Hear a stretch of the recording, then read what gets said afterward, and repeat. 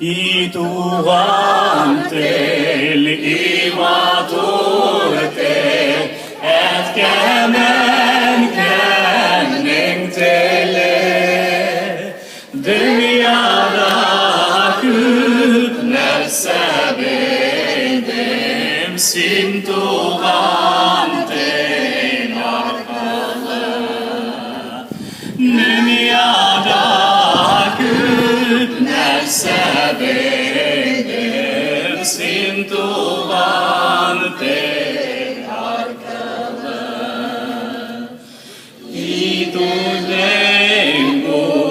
til belen kem bişekte kilegen anlar ettinler bu yemet kem fikayet söylegen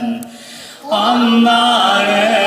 ettinler bu yemet kem fikayet söylegen I tuan til her vakitta yerden elbirlem sinen keşke neden anlaşılan şartlarım fayram minen keşke neden anlaşılan şartlarım fayram minen I tuğan tel sinde bolgan İngeli kılgan doğan Yarlı kağın dibüze